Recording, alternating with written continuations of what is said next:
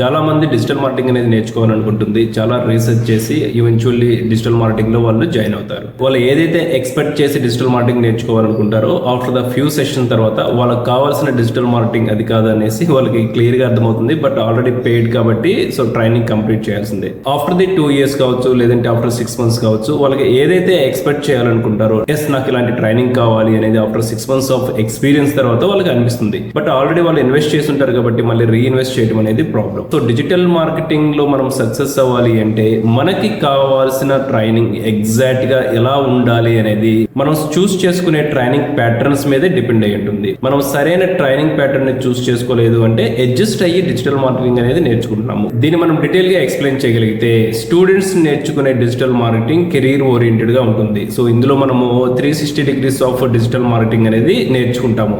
ఇందులో కంపెనీకి ఎలా వర్క్ చేయాలి అనేది క్లియర్ స్ట్రక్చర్ అనేది ఉంటుంది. అది వాళ్ళకు మాత్రమే సూటబుల్ ఉంటుంది. If you are a business owner, ఇప్పుడు మీరు ఒక బిజినెస్ రన్ చేస్తున్నారు, ఈ స్టూడెంట్ కరిక్యులం అనేది మీరు నేర్చుకుంటే డెఫినెట్ గా కన్ఫ్యూజ్ అయిపోతూ ఉంటారు. ఎందుకు అంటే మనకి all kind of this subject అనేది నాట్ రిక్వైర్డ్. ఎందుకంటే as a entrepreneur, as a business owner నా బిజినెస్ ఎలా గ్రో అవ్వాలి అని తెలుసుకుంటే చాలు. అట్లీస్ట్ ఒక క్లియర్ రూట్ మ్యాప్ అనేది వస్తుంది. అలా దాన్ని ఎక్స్పర్టైజ్డ్ డిజిటల్ మార్కెటింగ్ అనేసి అంటాము. నాట్ ఓన్లీ దిస్, ఇప్పటికీ మీరు క్రాస్ చెక్ చేయండి.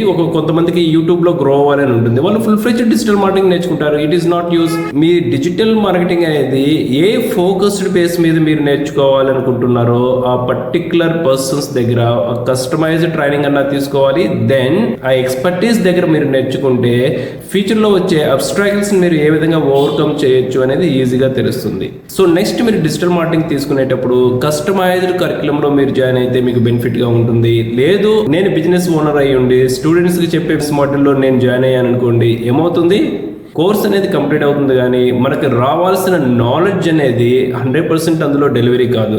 ఆఫ్టర్ ద 6 months మళ్ళీ ఏదో ఒక డిస్సాటిస్ఫాక్షన్ తో డిజిటల్ మార్కెటింగ్ నేర్చుకోవాలా, మళ్ళీ రీఇన్వెస్ట్ చేయాలా, అసలు డిజిటల్ మార్కెటింగ్ మీద హోప్స్ అనేది మనకి తగ్గుతూ ఉంటుంది.